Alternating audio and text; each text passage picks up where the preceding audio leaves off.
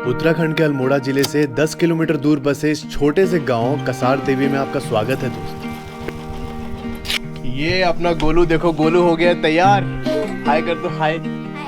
पिछले साल यहाँ आकर मैंने कोई 2.5 महीने बिताए थे इन लोगों के साथ, जिसे मैं आज अपना उत्तराखंड वाला परिवार कह के बुलाता हूँ।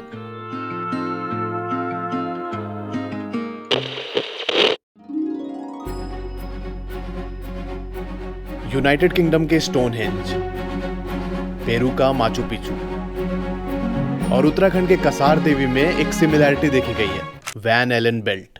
धरती का वो हिस्सा जहां पर सोलर विंड्स और कॉस्मिक रेज के चार्ज पार्टिकल्स मिलकर एक सुरक्षा कवच बनाते हैं, जिस वजह से यहाँ की वाइब्रेशन, यहाँ की एनर्जी बहुत स्ट्रांग होती है। इसे समझने के लिए नासा के वैज्ञानिक, हार्वर्ड के स्कॉलर्स खुद अपनी रिसर्च टीम के साथ कसार देवी गांव आ चुके हैं। लेकिन कसार देवी का रहस्य सिर्फ वैन एलन बेल्ट तक सीमित नहीं है।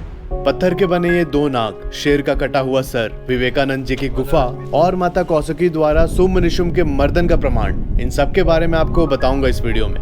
फिलहाल मैं जिस जगह पर रुका हूँ उस होम स्टे का एक छोटा सा टूर, नंबर स्क्रीन पर आ रहा होगा। कभी आए कसार देवी तो इस जगह रुक कर सुबह 5:30 बजे होने वाले सनराइज को अपने बालकनी में खड़े होकर निहारिएगा जरूर।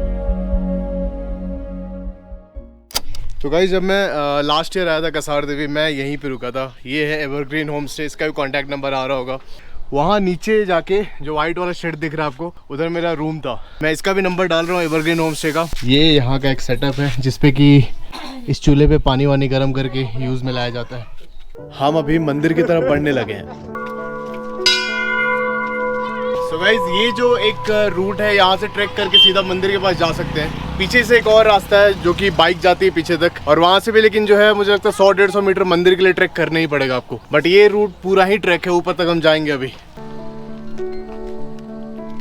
दोनों ओर चीड़ और बाज के पेड़ और बीच में बने इस रास्ते के किनारे बैठे भाई साहब अपने पैरों से फेस मसाज कर रहे थे। कोई 10 मिनट ट्रैक करने के बाद मैं, गोलू, प्रिंस और महेश भाई कसार देवी मंदिर पहुंच जाते हैं। इसी पहाड़ी पर माँ दुर्गा के अवतार कौशिकी देवी ने शुंभ निशुंभ का वध किया था। जो आपको गुफा में मौजूद प्रतिमा के पीछे पग चिन्ह दिख रहे हैं, वो माता रानी के शेर के बताए जाते हैं। दर्शन करने के बाद मैं बढ़ जाता हूँ एक प्राचीन गुफा की तरफ, जहाँ 1990 में विवेकानंद जी ने ध्यान किया था, और इसी दौरान कसार देवी में दैवीय शक्ति होने का आभास भी हुआ था उन्हें। सो गाइस, ये गुफा है जहाँ विवेकानंद जी ने तप किया था।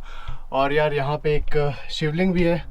ओम त्र्यंबकम यजामहे सुगंधिम पुष्टिवर्धनम उर्वारुकमेव बंधनात् मृत्युर्मोक्षयमामृतात्। नमः शिवाय।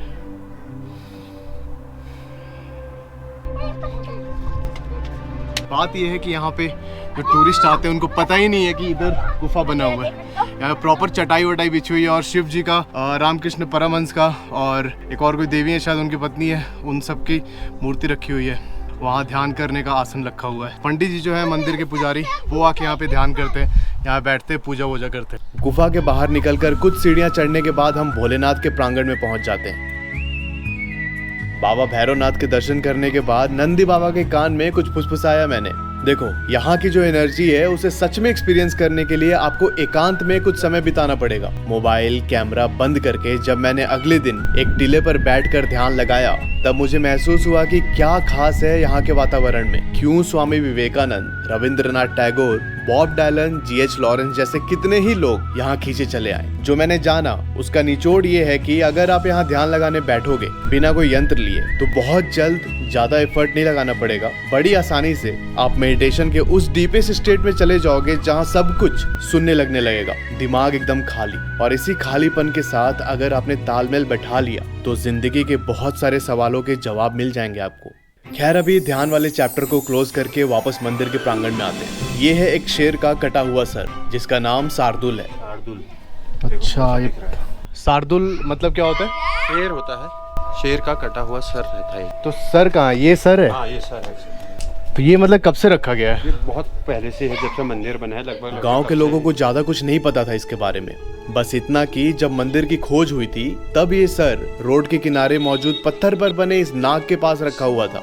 थोड़ा रिसर्च करने के बाद शार्दुल के बारे में मुझे कुछ जानने को मिला। Shardul refers to a tiger acting as वीरभद्रा's bodyguard according to Shiv Puran. मतलब शिव जी के अवतार भगवान वीरभद्रा के अंगरक्षक हुआ करते थे ये शार्दुल शेर की प्रजाति।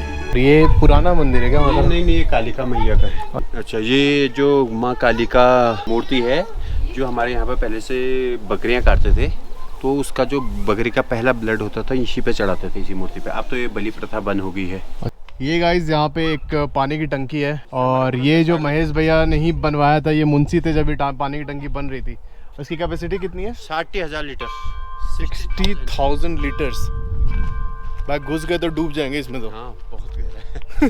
ओम नमो पार्वती पते हर हर महादेव। खैर अभी मैं मंदिर के नीचे मौजूद इस पत्थर के सामने खड़ा हूँ, जहाँ ये दो नाग एक ऋषि की तपस्या में विघ्न डाल रहे थे। ऋषि ने उनको शाप दिया और ये दोनों पत्थर के बन गए।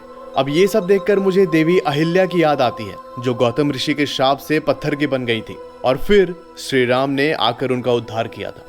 ये दोनों भी शायद कोई दिव्य नाग होंगे, और कलयुग के अंत में भगवान कल्कि का साथ देने के लिए इनका उद्धार भी किसी महापुरुष द्वारा किया जाएगा, मुझे ऐसा लगता है। अब क्या होगा ये तो भगवान ही जाने। वैसे इस पत्थर को नाग दल बोलते हैं।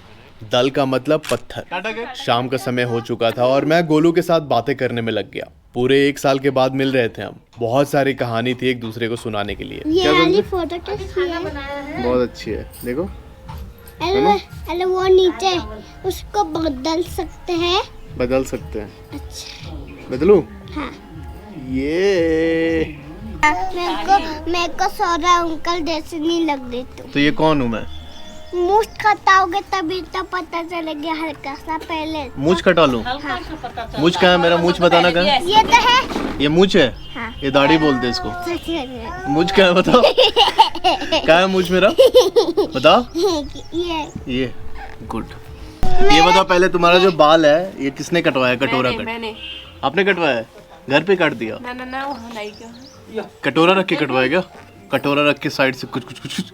अरे मैंने उससे बोला कि छोटे कर दो। हाँ। पढ़ जा रहे बार स्कूल में डांटते हैं कर लो। मेरे को भी चाय दे दो, मैं भी बुड्ढा हूँ। तुम बुड्ढा हो?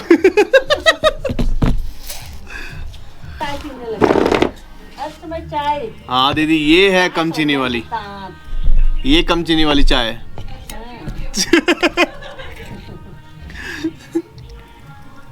और गाइज यहाँ पे चाय के साथ हम वीडियो को एंड करते हैं। अभी तक सबको लग रहा था कि वीडियो रिकॉर्ड नहीं हो रहा है, उसमें गोलू भी अपनी बकवास किए जा रहा था।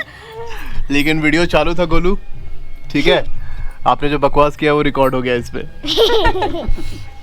लेकिन दोस्त, मैंने जिस मकसद के साथ 1000 किलोमीटर की उत्तराखंड राइड शुरू की थी, वो मकसद पूरा करना अभी बाकी था। अगले 2 वीडियोस में आपको नीम करोली बाबा और गोलजू देवता की कहानी सुनाऊंगा। मिलते हैं, ख्याल रखिएगा।